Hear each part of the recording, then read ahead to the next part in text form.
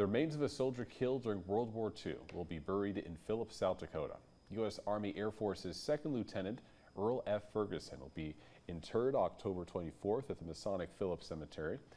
Ferguson is a Phillip native who was a pilot.